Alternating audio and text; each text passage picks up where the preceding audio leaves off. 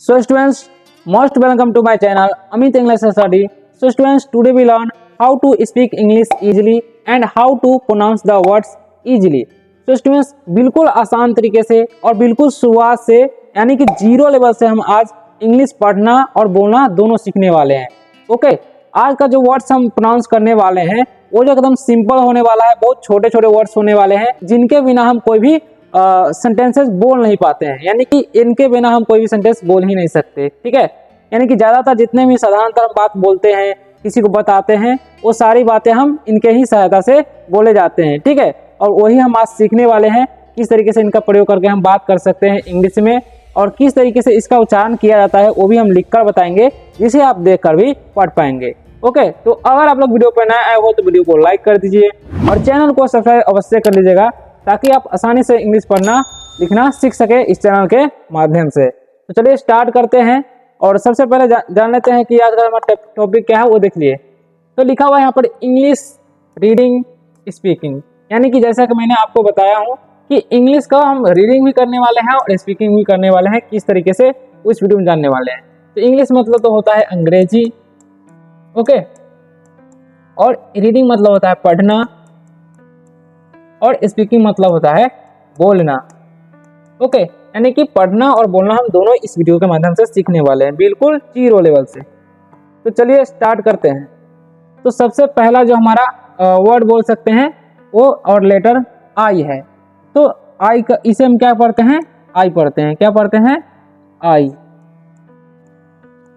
Okay, और आई का प्रयोग कब करते हैं? जैसे में आई एम अमित कुमार, मैं अमित कुमार हूँ, इस तरीके से आप भी आई एम या आई एम कुछ भी लगा करके अपना प्रेजेंटेशन दे सकते हैं। ठीक है, अब आगे बढ़ते हैं। आई इस सब्जेक्ट के रूप में प्रयोग करते हैं। ठीक है, और यहाँ पर लिखा हुआ है ए एम, तो इसे पढ़ते हैं हम लोग एम। ठीक है, एम मतलब होता है वो भी हम जानेंगे, ठीक है, क्या होता है। और यहाँ पर लिखा हुआ है आई एस, तो इसे पढ़ते हैं हम लोग इज। ठीक है, और यहाँ पर लिखा हुआ है एम वाई, तो इसे पढ़ेंगे हम लोग माई। ठीक है, उसी तरीके से लिखा हुआ है एच ई, तो इसे पढ़ते हैं हम लोग ही, ये नहीं पढ़ना है। ठीक है, और यहाँ पर लिखा हुआ है डब्ल्यू ई, तो इसे पढ़ेंगे हम लोग वी। ठीक है, यहाँ पर लिखा हुआ है टी ओ, तो इसे हम पढ़ेंगे टू। ठीक है, इसे टो नहीं पढ़ना है। अब हम इन सभी का मीनिंग जान लेंगे। ठीक है, तो आई मतलब होता है मैं। ओके, जैसा कि मैंने आपको बताया हूँ कि इसको हम सब्जेक्ट के रूप में प्रयोग करते हैं, जैसे मैं I am Amit Kumar. Okay, इस तरीके से आप अपना सब्जेक्ट सेंटेंसेस बना सकते हैं। ठीक है, अब लिखा हुआ एम, एम मतलब क्या होता है? एम मतलब होता है हूँ। ओके, ठीक है, जैसे मैं बोला आई एम अमित कुमार, तो यहाँ पर आई के बाद क्या आया? एम आया, तो ये हेल्पिंग वर्ब के रूप में इसका प्रयोग करते हैं। ठीक है, तो आई एम अमित कुमार, इस तरीके से एम का प्रयोग करके बोल सकते हैं। और आई का प्रयोग यानी कि एम का प्रयोग जो होता है हमेशा आई के साथ होता है। ठीक है, और यहाँ पर लिखा हुआ है इज। ठीक है, इज मतलब होता है। ठीक है, जैसे में दिस इज टेबल। ठीक है, यानी कि यह एक मेज है, तो दिस के बाद क्या लगा? इज लगा, तो इज का प्रयोग हम हेल्पिंग वर्ब के रूप में किए। यहाँ पर हेल्पिंग वर्ब है इज। ठीक है, तो इस तरीके से this is table, that is table, इस तरीके से इज का प्रयोग करके हम बात कर सकते हैं। ठीक है, अब यहाँ पर लिखा हुआ है माई, माई मतलब होता है मेरा, मेरी। ठीक है, तो दिस इज माई चेयर, यानी कि यह मेरी कुर्सी है। ठीक है, तो यहाँ पर माई यानी कि अधिकार दिखाने के लिए किए। ठीक है, तो यह भी इस तरीके से आप प्रयोग कर सकते हैं माई का। ठीक है, अब लिखा हुआ है ही मतलब होता है वह। ठीक है, और ही का प्रयोग कब करते हैं? जैसे में कोई लड़का है, यानी कि पुलिंग चीजों के लिए हम ही का प्रयोग करते हैं। ठीक है, ही इज माई सन, यानी कि वह मेरा बेटा है। ही इज माई ब्रदर, वह मेरा भाई है। इस तरीके से हम ही का प्रयोग कर सकते हैं। ठीक है, वी मतलब होता है हम लोग। ठीक है, हम लोग यानी कि वी आर फैमिली, यानी कि हम लोग परिवार है। वी आर फ्रेंड्स, यानी कि हम लोग दोस्त है। इस तरीके से वी का प्रयोग करेंगे। टू, ठीक है, टू मतलब होता है को या से, यानी कि जैसे मैं बोलते हैं ना, मैं पटना जाता हूँ, अभी मैं पटना जाता हूँ, आई गो टू पटना, तो गो के बाद क्या लगा? टू लगा, इसलिए ये इसको मतलब होता है को। इस तरीके से हम सेंटेंसेस में टू का प्रयोग करते हैं। ठीक है, और यू इसे पढ़ेंगे और आगे के सेंटेंसेस की ओर बढ़ते हैं। ठीक है, अब यहाँ पर लिखा हुआ है यू। ठीक है, इसे यू पढ़ते हैं, इसे पढ़ते हैं आर, आर नहीं पढ़ना है। ठीक है, इसे पढ़ते हैं आवर। ओके, वो यू का उच्चारण यहाँ पर आ होता है, ठीक है। सी, इसे पढ़ते हैं हम लोग सी। इसे पढ़ते हैं वॉच। ओके, वॉच भी पढ़ते हैं विल। ओके, अब हम इन सभी का मीनिंग समझ लेते हैं, ठीक है। तो यू मतलब होता है आप। ओके, यू का प्रयोग हम लोग कब करते हैं, जैसे में यू आर माई ब्रदर, यानी कि तुम मेरे भाई हो या आप मेरे भाई हो, तो you are my brother, you are my sister, तुम मेरी बहन हो। इस तरीके से हम यू का प्रयोग करके सेंटेंसेस बना सकते हैं, ठीक है। आर, आर मतलब होता है, ठीक है। तो आर मतलब क्या होता है होता है, ठीक है। जैसे में हम यू आर, तो यू के बाद क्या लगा, आर लगा, तो ये भी हेल्पिंग वर्ब है, ठीक है। तो यू आर माई ब्रदर बोले हैं, तो यहाँ पर आर का प्रयोग करके ही बोले हैं। यू के साथ इज लगाएंगे तो गलत हो जाएगा, ठीक है। तो ये बात भी आपको ध्यान रखना है। ओके, आर मतलब होता है आवर, आवर मतलब होता है हमारा, आवर मतलब हमारा, ठीक है। तो दिस इज आवर स्कूल, यानी कि यह हम लोगों का विद्यालय है या हमारा विद्यालय है, ऐसे बोलते हैं, ठीक है। तो इस तरीके से आवर का प्रयोग करते हैं अधिकार दिखाने के लिए, ठीक है। सी, सी मतलब होता है वह। ओके, सी मतलब होता है वह, और ये स्त्रीलिंग के लिए किया जाता है प्रयोग, ठीक है। समय सी इज माई सिस्टर, यानी कि वह मेरी बहन है, इस तरीके से हम प्रयोग कर सकते हैं। वॉच, वॉच मतलब होता है था। ओके, तो इसका प्रयोग हम पास्ट में हेल्पिंग वर्ब में करते हैं, जैसे में ही वॉज माई सन बोल सकते हैं, वह मेरा बेटा था, ही वॉज माई सन। तो वॉज का क्या हो गया, प्रयोग कर सकते हैं इस तरीके से, यानी कि पास्ट में करते हैं, ठीक है। खाते थे लगेगा तब, ठीक है। और विल, विल मतलब होगा, देखिए विल तो ऐसे जब भी हम किसी फ्यूचर में सेंटेंस बोलेंगे तो विल का प्रयोग करते हैं, ठीक है। ऐसे में विल का मतलब हो जाएगा इच्छा, ठीक है। ओके, जैसे में इसका बोल सकते हैं I will be come back, यानी कि मैं वापस आऊंगा, ठीक है। ऐसे बोल सकते हैं विल का प्रयोग करके, फ्यूचर में इसका बोध होता है, ठीक है। अब आगे बढ़ते हैं अगले सेंटेंस की ओर। तो आगे लिखा हुआ है मे, इसे पढ़ते हैं हम लोग मे। ए वाई रहता है तो ए का उच्चारण ए होता है, देर तक होता है, ठीक है। कैन मतलब होता है सकना, ठीक है। सॉरी, पहले इसका उच्चारण जान लेते हैं, ठीक है। इसे पढ़ते हैं हम लोग कैन, इसे पढ़ते हैं हम लोग कैन, ठीक है। इसे पढ़ते हैं नॉट, इसे यस, ठीक है। इसे पढ़ते हैं हम लोग हे, ठीक है। इसे पढ़ते हैं हर, हेर नहीं पढ़ना है, ठीक है। अब हम इन सभी का मीनिंग समझ लेते हैं और सेंटेंसेस कैसे बनाना वो भी जानते हैं, ठीक है। मे मतलब होता है सकना, ठीक है। ओके, देखिए मे का प्रयोग कब करना है, जब हम किसी से आज्ञा लेते हैं, जैसे हम बोलते हैं ना, जब हम किसी अंदर आना रहता है तो बोलते हैं ना मे आई कम इन सर, तो हम जब भी आज्ञा लेंगे उस समय हम मे का प्रयोग करेंगे, ठीक है। तो ये बात आपको ध्यान रखना है। अब लिखा हुआ कैन, कैन मतलब भी होता है सकना। जैसे हम बोलते हैं मैं पढ़ सकता हूं, तो आई कैन रीड, इस तरीके से कैन का प्रयोग करना है। मैं दौड़ सकता हूं, आई कैन रन, इस तरीके से आपको बोलना है, ठीक है। नोट, नोट मतलब क्या होता है, नहीं, ठीक है। नोट मतलब नहीं। जैसे हमें नेगेटिव सेंटेंसेस बनाने होंगे उस समय हम बोल सकते हैं he is not my brother, he is not my teacher, इस तरीके से हम नोट का प्रयोग करके बोल सकते हैं, ठीक है। यस मतलब होता है हाँ, जब भी हमें हाँ में जवाब देना है तो यस बोलेंगे, यस, ठीक है। हे मतलब होता है अरे, ठीक है। किसी को बोलते हैं ना अरे, तो बोलेंगे हे, इस तरीके से इंग्लिश में बोलना है, ठीक है। हे ही बोलते हैं, हे, ठीक है। हर, हर मतलब होता है उसकी, और ये स्त्रीलिंग के लिए प्रयोग किया जाता है, ठीक है।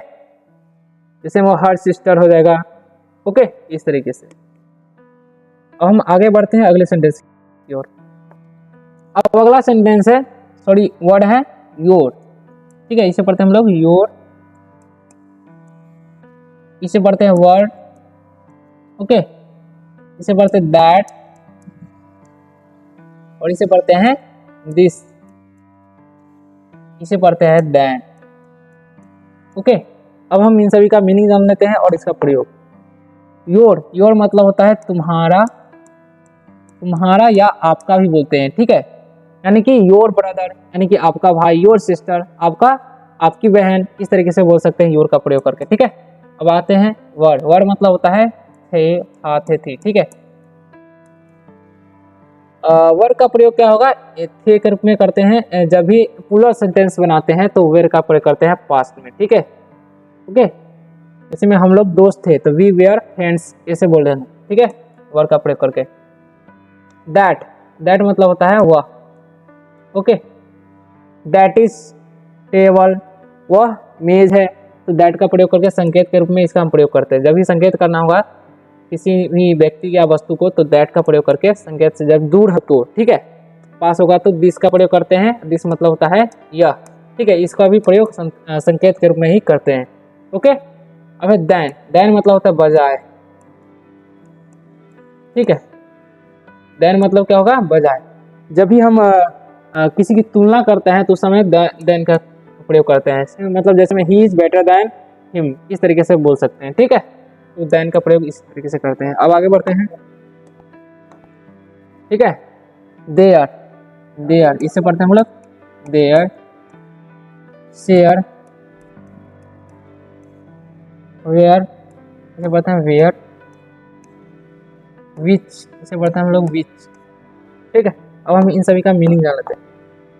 देयर मतलब होता है वहाँ, जैसे हम बोलेंगे देयर इज ए किंग, यानी कि यह एक राजा है, ठीक है। देयर इज ए किंग यानी कि एक राजा है, इस तरीके से बोलेंगे, ठीक है। तो देयर का प्रयोग ऐसे में तो वहाँ होता है, लेकिन इसका अलग अलग तरीके से प्रयोग किया जाता है। डोंट गो देयर यानी कि वहाँ मत जाओ, इस तरीके से भी बोल सकते हैं, ठीक है। शेयर, शेयर मतलब होता है बांटना, ठीक है। शेयर मतलब बांटना, किसी चीज को हम बांटते हैं उस समय शेयर का प्रयोग करते हैं, ठीक है। वेयर मतलब होता है कहाँ, ठीक है। जैसे हम पूछ सकते हैं वेयर आर यू फ्रॉम, यानी कि आप कहाँ से हो, तो वेयर का प्रयोग करेंगे, ठीक है। विच, विच मतलब होता है कौन सी, कौन सा, ठीक है, ओके। तो विच का प्रयोग करेंगे हम कौन सा, जब पूछना हो कुछ तो इसका प्रयोग करेंगे, ठीक है। Which, which class do you read in, यानी कि तुम किस क्लास में पढ़ते हो, कौन सी क्लास में पढ़ते हो, कौन सी कक्षा में, इस तरीके से पूछ सकते हैं विच का प्रयोग करके, ओके। वंस मतलब हो, अब इसे पढ़ेंगे अगला सेंटेंस अभी कोई बढ़ते हैं, ठीक है। पहले इसे पढ़ते हैं वंस, इसे पढ़ते हैं मोर, और इसे पढ़ते हैं मेनी, और इसे पढ़ते हैं लेस, ओके, और इसे व्हेन, ओके। अब हम इन सभी का मीनिंग जान लेते हैं। वंस मतलब होता है एक बार, ठीक है। जब हम एक बार बोलेंगे तो इंग्लिश में बोलना चाहेंगे तो बोलेंगे वंस, ठीक है। मोर मतलब होता है ज्यादा, ठीक है। जब हम मोर का प्रयोग तब करते हैं जब कोई चीज ज्यादा होता है, ठीक है। मोर बॉयज यानी कि ज्यादा लड़का, मोर गर्ल्स यानी कि ज्यादा लड़की, इस तरीके से।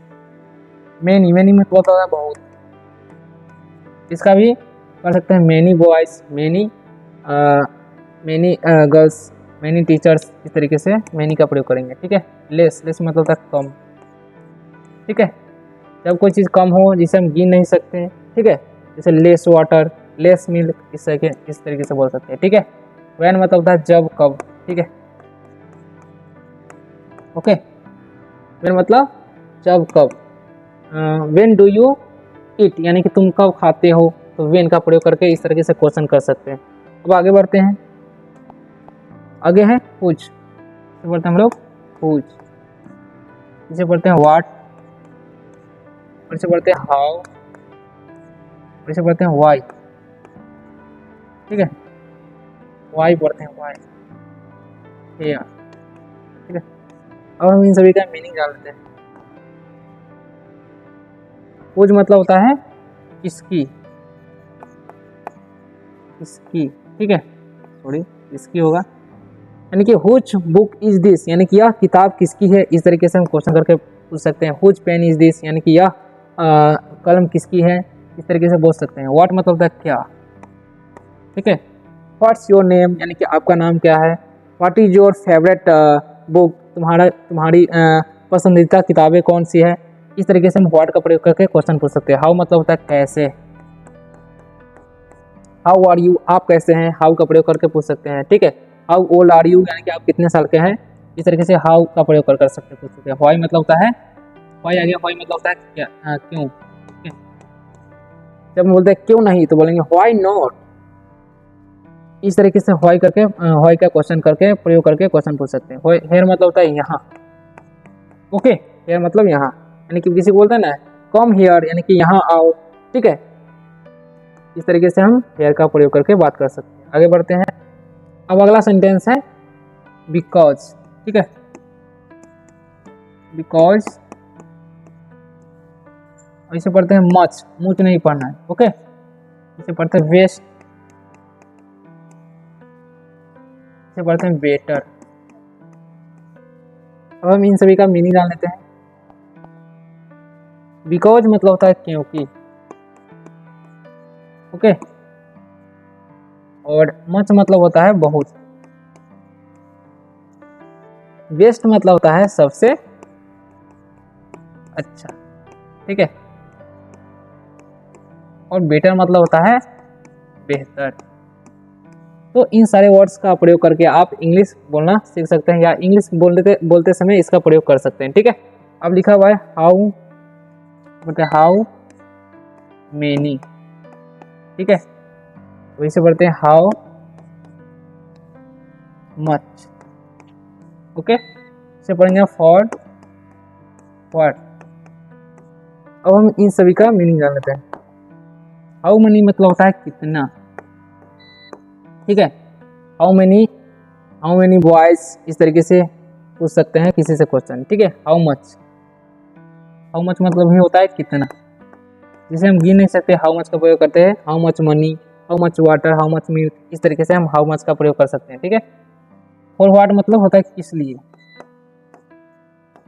ओके। किसी को बोलते हैं इंग्लिश में, हिंदी में किस लिए, तो बोलेंगे हम फॉर व्हाट, ठीक है। तो आशा करता हूँ कि आप लोगों को वीडियो बहुत ही अच्छा लगा होगा और आपको बहुत कुछ सीखने को भी मिला होगा। तो इसी तरह से आप इंग्लिश पढ़ना, बोलना, लिखना इस चैनल के माध्यम से सीखना चाहते हैं तो इस चैनल को सब्सक्राइब कीजिए और वीडियो को लाइक करके जाइएगा, ताकि आप इसी तरह से इंग्लिश पढ़ना सीख सके। तो मिलते हैं अगले वीडियो में, और अगला वीडियो इससे भी बेहतर होने वाला है, तो चैनल को सब्सक्राइब अवश्य कर लीजिएगा।